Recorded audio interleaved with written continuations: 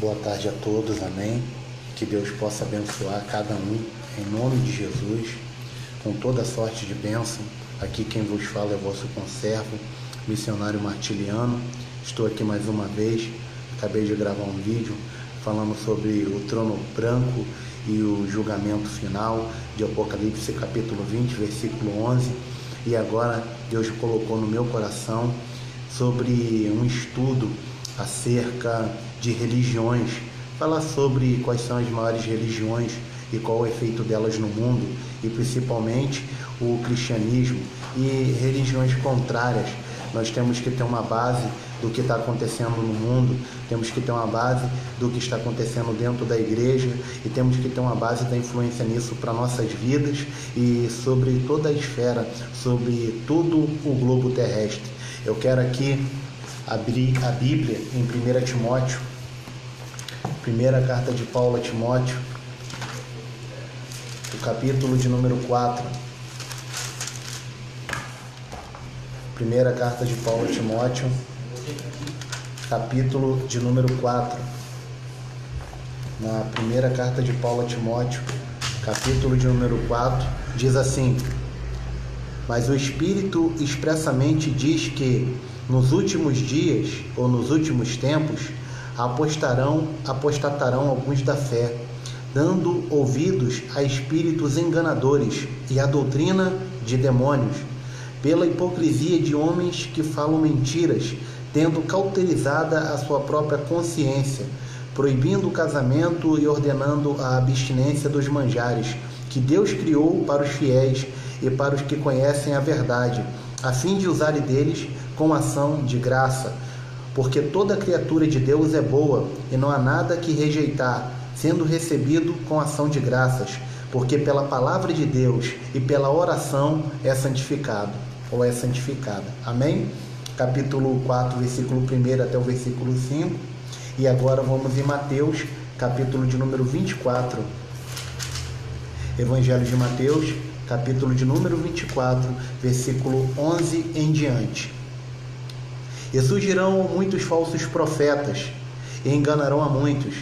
E por se multiplicar a iniquidade, versículo 12, o amor de muitos se esfriará. Mas aquele que perseverar até o fim será salvo. E este evangelho do reino será pregado em todo o mundo, em testemunho a todas as gentes. Então virá o fim. Amém? Eu quero ler também algo, mas eu vou falar primeiro aqui. Preste bem atenção no que eu vou expor. Eu fiz um estudo aqui, fiz um apanhado rápido e quero compartilhar com os irmãos em nome do Senhor Jesus, amém? Sobre esse detalhe. O que as religiões assim dizem, qual a visão delas? Eu apanhei aqui algumas, não peguei todas porque são muitas no Brasil e fora do Brasil, que abrange o mundo, e peguei algumas estatísticas aqui. Nós temos atualmente no mundo 7,6 bilhões de pessoas, quase 8 bilhões. Só no Brasil temos 208 milhões de pessoas, no Brasil. No mundo 7,6 milhões, quer dizer 7,6 milhões, e no Brasil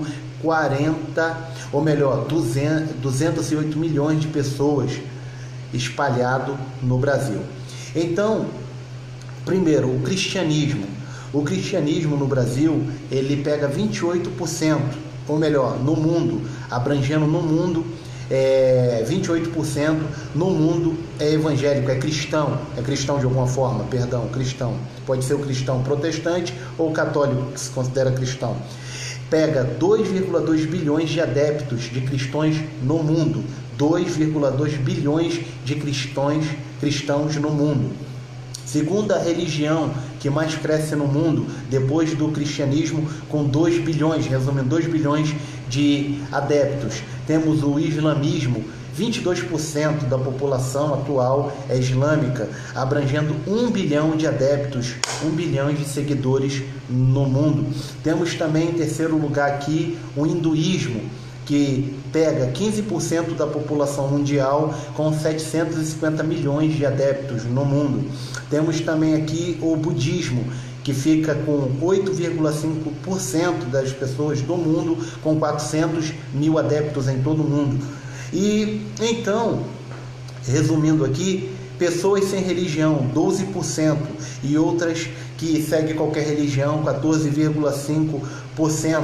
No Brasil, atualmente, o índice de cristãos, de religiosos cristãos, é 42,3 milhões de pessoas no Brasil que se dizem cristão, ou cristão católico ou cristão protestante, amém? Isso abrange numa porcentagem, segundo o IBGE, que é o Instituto Brasileiro de Geografia e Estatística, 22,2% da população brasileira. Isso quer dizer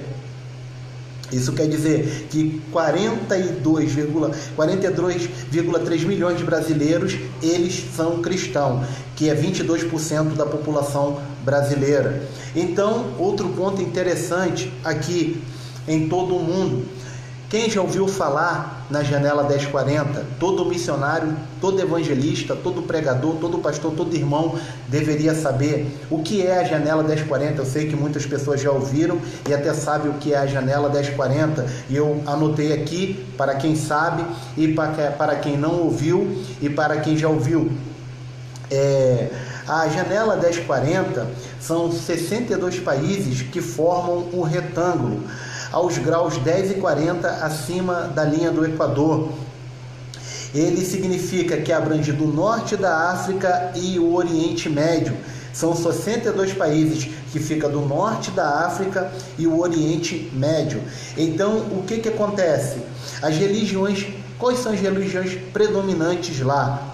Lá na Janela 1040, que são 62 países do norte da África e pegando todo o Oriente Médio, são, em primeiro lugar, o islamismo, segundo, o hinduísmo e o budismo.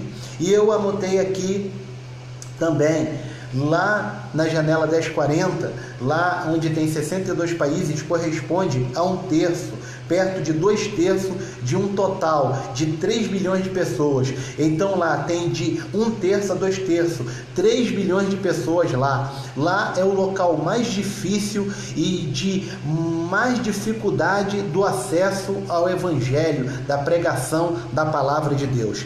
Em pleno século 21, temos ali na Janela 1040 países que são fechados ao Evangelho, o que quer dizer que não tem nenhum tipo de amor, coração aberto para ouvir a palavra de Deus. 62 países que a religião predominante lá são essas três: o islamismo, o hinduísmo e o budismo. O que quer dizer? Para quem não sabe, o islamismo, ele foi criado no 6º século, quer dizer, no 6º século depois de Cristo, pelo fundador Maomé, que nasceu em Meca, na Arábia Saudita. O islamismo tem como livro principal o Alcorão. Ali no Alcorão, que a palavra Alcorão, ela significa recitações, porque Maomé, ele recitava e alguém escrevia, tanto é que a palavra Alcorão significa recitações. Então, dentro do Alcorão temos as suas leis, também chamadas de Sharia, que são leis no islamismo, onde as pessoas que aderem ao islamismo, eles têm que fazer uma renúncia radical a qualquer outra religião e ter Alá como seu Deus e Maomé como seu profeta, o seu mensageiro. E ele tem ali também o hinduísmo.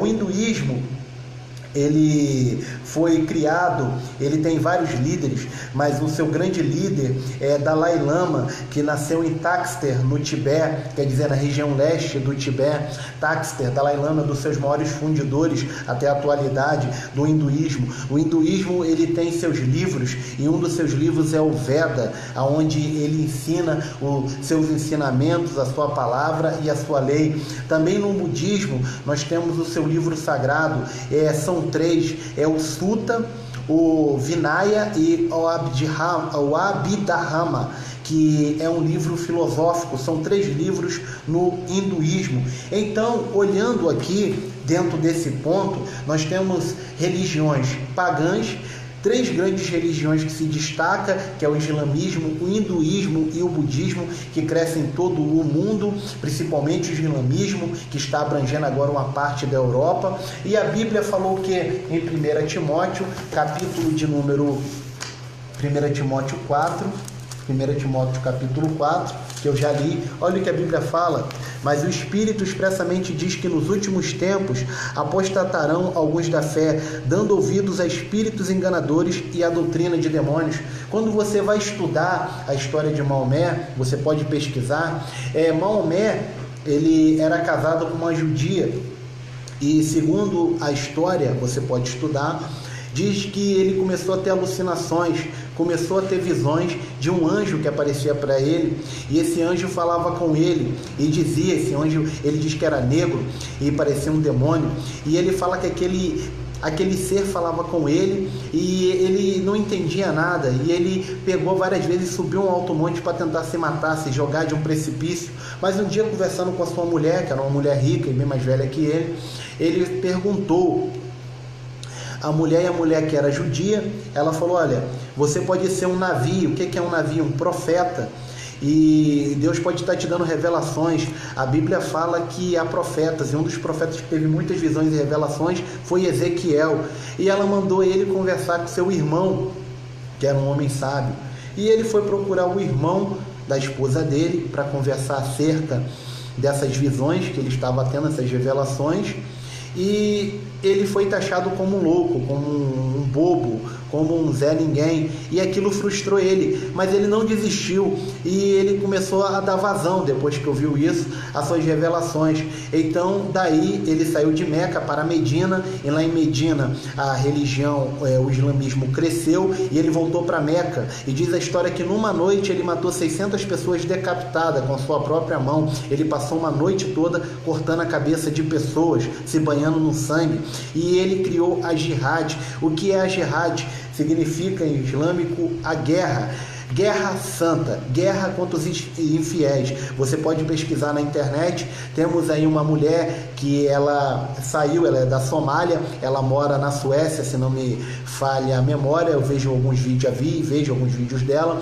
Ela saiu do islamismo, se converteu ao cristianismo, e ela fala sobre a lei de Sharia Law. Ela fala em inglês, mas tem a tradução. Se você souber inglês, você vai entender muito bem. Ela fala que os cristãos e os religiosos que não são islâmicos, que é os judeus, são porcos e macacos. Ela fala que é uma ojeriza, e se uma pessoa morar em lugares islâmicos, ou ela se converte, ou ela morre, ou ela tem que botar uma roupa azul ou amarela e pagar tributo, porque nós somos considerados por eles infiéis, porque não temos Alá como seu Deus e a Maomé como seu profeta, e é a morte, ou pagar tributo, ou se converter ao islamismo. Vocês podem ver que vira e mexe eles atacam. Israel ataca qualquer pessoa que se opõe. Não vou dizer que são todos, mas são chamados de islâmicos radicais. Então, preste bem atenção. Recentemente tem uma série de islâmicos, de pessoas muçulmanas, que têm se convertido ao cristianismo. Você pode pesquisar na internet que há muitas pessoas, na atualidade até judeus, que estão judeus convertidos, que se converteram a Jesus, a Yeshua, como Senhor e Salvador. E a Bíblia fala aqui que o Espírito diz que nos últimos tempos apostatarão, quer dizer, se divorciarão, que a palavra apostasia quer dizer divórcio, do Evangelho, de ouvir a palavra da doutrina, e vão dar ouvidos a doutrinas de demônios. Você pode pesquisar e você pode ver que todas essas pessoas tiveram uma revelação. E olha o que Gálatas fala. Gálatas, capítulo de número 1, versículo de número 8. Carta de Paulo aos Gálatas, capítulo 1, versículo 8. Mas ainda que nós mesmos, ou um anjo do céu, vos anuncie outro evangelho, além do que já vos tem anunciado, seja anátema. Quer dizer, se ele mesmo fosse pregar um evangelho, ou qualquer seguidor que seguia ali pregasse outra coisa que não fosse Jesus como o Senhor, a palavra de Deus verdadeira, genuína, tinha que ser anátema. Anátema era maldito, anátema era uma pessoa maldita. Considera-se um maldito, uma pessoa não abençoada, uma pessoa que não é de Deus, ainda que um anjo. E nós sabemos ali em 2 Coríntios 11, 14, que o Satanás se transforma em anjo de luz, e seus ministros, que são os demônios, ministros de justiça. Mas a Bíblia fala que o seu fim é de acordo com as suas obras. E a Bíblia fala no capítulo 24, que eu já li e vou ler de novo, você pode ver a associação disso, ó.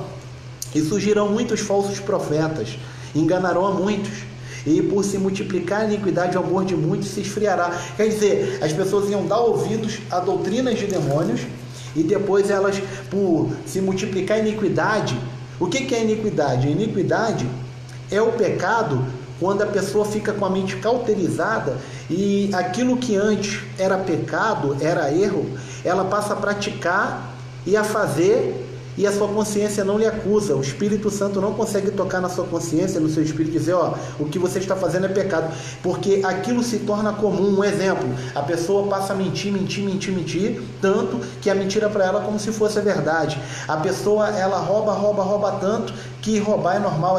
Ela faz tanta falcatrua que a falcatrua para ela é normal. A pessoa passa a adulterar que para ela tanto faz ser casada, estar casada e com 2, 3 mulheres, que não vai fazer diferença nenhuma. Ela passa a praticar o errado como se fosse o certo. Então isso vira iniquidade, que é o pecado que a pessoa está fazendo consciente, e aquilo se torna uma prática comum. O que a Bíblia condena, para ela tanto faz como tanto fez. E ela até fala, é pecado, mas não consegue praticar. Ela faz aquele ditado, faça o que eu falo, mas não faça o que eu faço. Ela pratica, e o pecado, que é a iniquidade, não faz diferença nenhuma para ela. Isso é iniquidade. Então preste bem atenção. Vou dar mais um dado interessante aqui para você.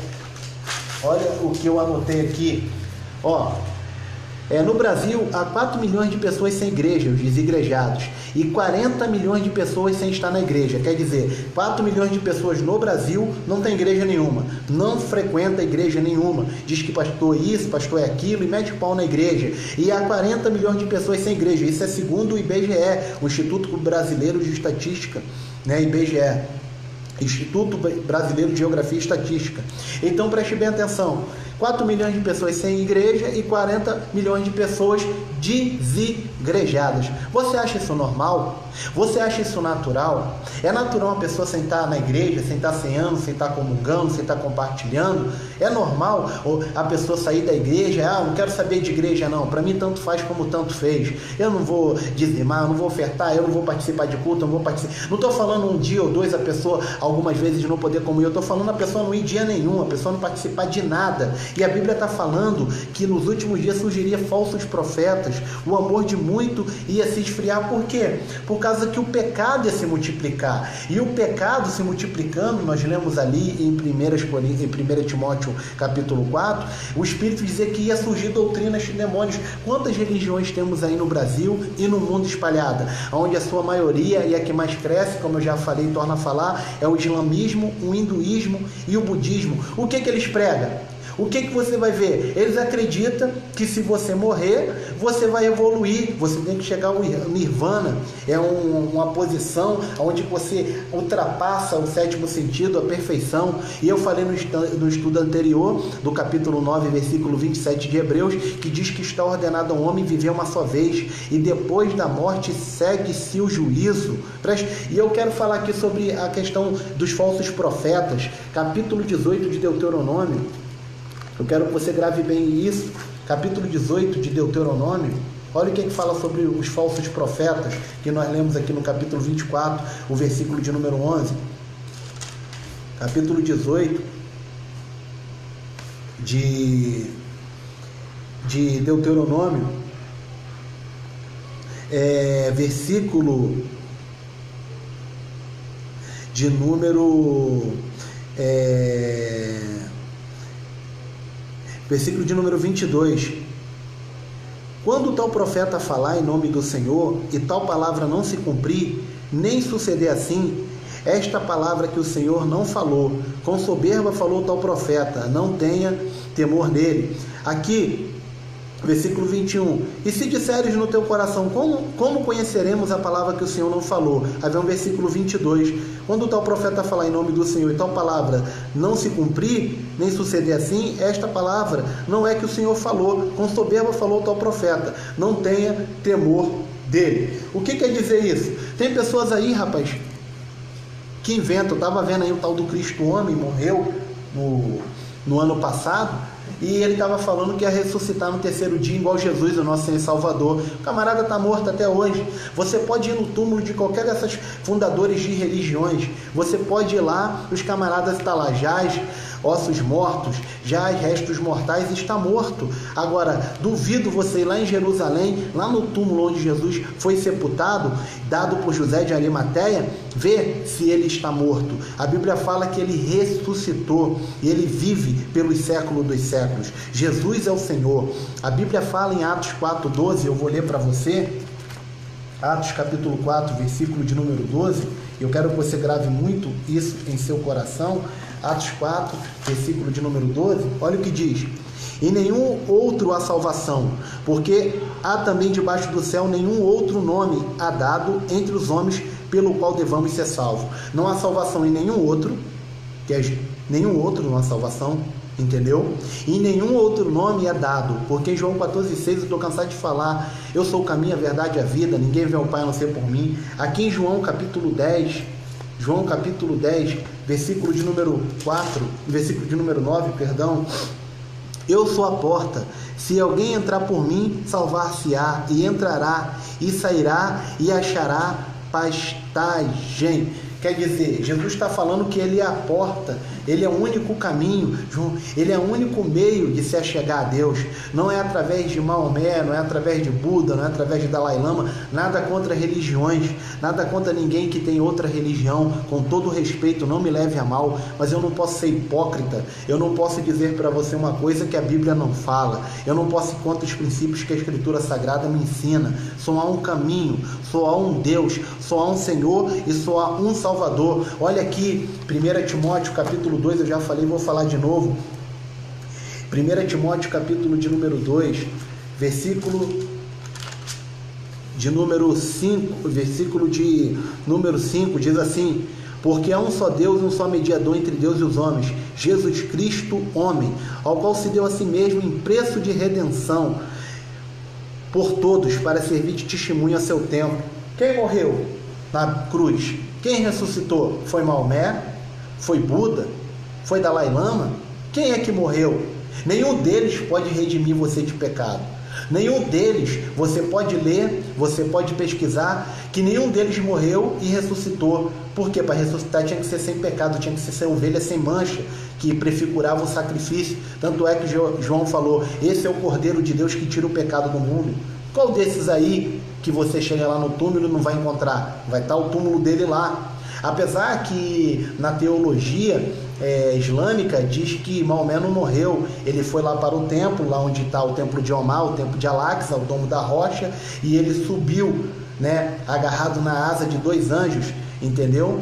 E ele vai voltar, diz que vai surgir. Todas as religiões têm um salvador, engraçado, tem alguém que vai se manifestar, tem um líder que vai surgir. Então preste bem atenção.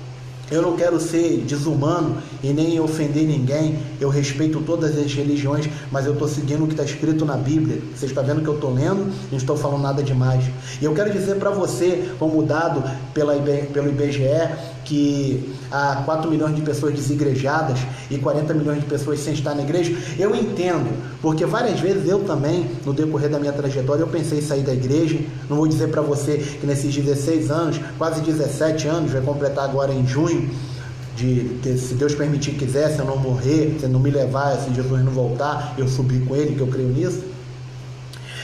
Eu já pensei, quantas vezes eu me senti triste, decepcionado, magoado, quantas vezes eu me senti rejeitado, quantas vezes eu já pensei em chutar o pau da barraca, eu não vou para a igreja, eu não vou pregar o evangelho, eu não vou fazer a obra de Deus, quantas vezes. E eu creio que não somente eu, muitos pastores, porque tem pastores, líderes, evangelistas, irmãos, tem até pessoas se matando na atualidade dentro da igreja. É um vazio existencial, é aquilo que a pessoa sente dentro do coração. Eu sei que um líder, porque eu já dirigi igreja, já estive em frente de igreja, entendeu? Já apoiei muitos pastores, eu sei o que é, eu sei o que é ficar à frente de liderança, de várias coisas, entendeu? E eu sei o peso, como é difícil, a pressão, a pessoa tem que dar um mau testemunho, a pessoa tem que tomar cuidado com o que fala. Ele lida com o ser humano, não lida com bicho, não lida com gado, porque o ser humano é um ser mais complexo que existe na Terra, entendeu? O ser humano é extremamente complexo, só Deus para entender, só Deus para conhecer o interior do ser humano. Então eu sei como é difícil, eu lido com pessoas, eu converso com pessoas, eu interajo, eu sei como é que é. Então é difícil É difícil para um pastor, para um líder, qualquer que seja ele, a sua nomenclatura, entendeu? Qual seja o seu cargo, eu sei que é difícil, mas não podemos abandonar a fé, não podemos deixar a cruz. Vou te contar uma história. Um homem, ele pegou e fez um desafio a 3 homens. Ele falou: olha, eu vou dar uma cruz para vocês de madeira, vocês vão caminhar no meio dessa floresta até o pico daquela montanha, e lá naquela montanha eu deixei um pote de ouro, e quem chegar primeiro, você pode ter certeza que vai levar. As cruzes, era mais ou menos pesada, era num peso que daria para eles levar, mas não daria para ir rápido, porque havia um peso.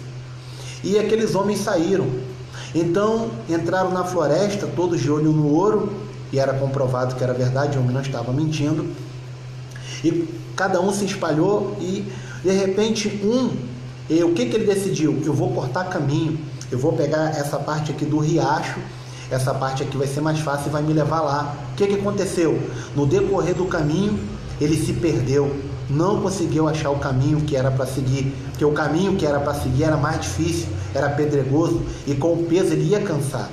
O outro correu e falou: rapaz, já sei o que eu vou fazer, eu vou me esconder aqui, não tem ninguém vendo, não tem câmera, não tem nada, eu vou cortar um pedaço dessa cruz, e vai se tornar leve e eu vou chegar mais rápido.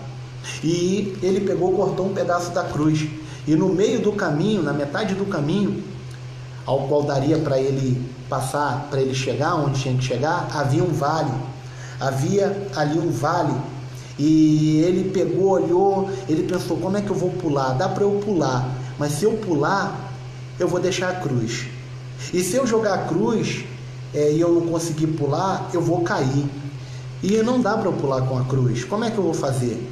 E ele pegava, media, tentava botar a cruz para ver se dava para passar, e quando ele botava a medição, faltava um pedaço.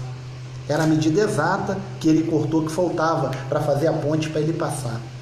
E aquele que seguiu a trilha correta, que não tentou usar de má fé, que não tentou fazer nada errado, que seguiu ali com dificuldade, com dor, com sofrimento, carregando a sua cruz, ele conseguiu cumprir o caminho. Quando chegou naquela parte que tinha um vale, ele botou a cruz, passou por cima, que fez a ponte, pegou a cruz, chegou no pote de ouro. E Jesus falou assim: aquele que quer seguir ele deve negar a si mesmo, deve tomar sua cruz e seguir. Não é jogar a cruz fora, não é cortar caminho, é seguir o caminho. Amém? E eu vou finalizar aqui em 2 Timóteo, capítulo de número 3. 2 Timóteo, capítulo de número 3, eu quero compartilhar algo com os irmãos. Amém? 2 Timóteo, capítulo de número 3, que diz assim, ó: sabe, porém, isto, que nos últimos dias sobrevirão tempos trabalhosos, porque haverá homens amantes de si mesmo, avarentos, presunçosos, soberbos, blasfemos, desobedientes a pais e mães, ingratos, profanos, sem afeto natural, irreconciliáveis, caluniadores, incontinentes, cruéis, sem amor para com os bons, traidores, obstinados, orgulhosos, mais amantes dos deleites do que amigos de Deus, tendo aparência de piedade, mas negando a eficácia dela. Destes, afasta-te. Eu li um livro há muito tempo de um escritor, que ele é fundador do Chamado da Meia-Noite, pesquise depois, que é uma instituição evangélica. O nome dele é Wim Malgo, ele já morreu. Era um holandês que morou na Alemanha, descendente de judeu, um homem muito inteligente. Tanto é que você pode pesquisar, homens que fazem parte desse instituto. O que eu vou falar aqui também já morreu, gosto muito dele, né? Deixou vários estudos, vários livros bons, já li. Dave Hunt, ele morreu em 2016. Arnold Fraser, Thomas Ice, e por aí vai. Vários homens com conhecimento bíblico escatológico profundo. Então, pesquise depois. E nesse livro, foi até indicado por um estudioso que eu gosto muito dele, né? Não concordo com tudo, mas gosto muito dele, é o Nathan Rufino. Você pesquise depois, Nathan Rufino, tem uma visão escatológica que eu gosto, não concordo com tudo, mas ele fala muita coisa que é de proveito. ele indicou esse livro do Imalgo, é O Controle Total. Eu dei ele de presente para um amigo meu, né? Eu tinha ele, dei de presente, e esse homem me abençoou muito também, um grande homem de Deus. Então, ele faz essa análise das características das pessoas dos últimos dias, dos últimos tempos, segundo o apóstolo Paulo. Eu quero que você conte comigo e anote bem, porque haverá homens amantes de si mesmo. 1, avarento. 2, presunçoso. 3, soberbo. 4, blasfemo. 5, desobedientes a pais e mães. 6, ingrato. 7, profanos. 8, traidores. 9, obstinado. 10, orgulhosos. 11, mais amigos dos deleites. 12. Agora, preste bem atenção. Vou ler mais uma vez. 1, 2, 3, 4, 5, 6, 7, 8, 9, 10, 11, 12, 13, 14,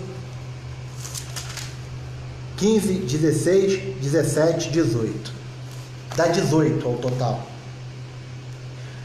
18 dividido por 3, dá quanto? 3 vezes 6, 18. 6. 6, a Bíblia fala que é o quê? Apocalipse capítulo 13. Apocalipse capítulo 13, versículo de número 18. Aqui é a sabedoria. Aquele que tem entendimento calcule o número da besta, porque é número de homem, e o seu número é 666. Ó, ele fala aqui que as pessoas nos últimos dias vai ser o quê?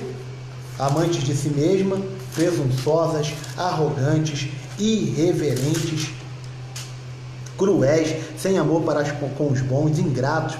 Quer dizer, o total dá 18. 18 dividido por 3 dá 6. E aqui em Apocalipse 13, versículo 18, fala que o número da besta é o número de um homem, que é 666. 6, 6, 6. Características, cada uma dessas características é característica dos falsos profetas, dos falsos homens de Deus e daqueles que não temem a Deus. São características da marca do anticristo na vida da pessoa. As pessoas que estão vivendo esse ponto de 2 Timóteo 3 são pessoas que não vão herdar o reino de Deus e que já são fortes candidatos ao lago de fogo e enxofre. E vou finalizar agora, capítulo 25, versículo 41 de Mateus. Capítulo 25, versículo 41 de Mateus. Então dirá também aos que tiverem à sua esquerda: apartai-vos de mim, malditos, para o fogo eterno, preparado para o diabo e seus anjos. E vou ler mais um versículo que Deus está me tocando e vou parar agora. Capítulo 25, versículo 21. E o seu Senhor lhe disse: bem está, servo bom e fiel, sobre o pouco foste fiel, colocarei, entra no gozo do teu Senhor. Entendeu? Vou ler de novo, versículo 21. E o seu Senhor lhe disse: bem está, servo bom e fiel, sobre o pouco foste fiel, e sobre o muito te colocarei, entra no gozo do seu Senhor.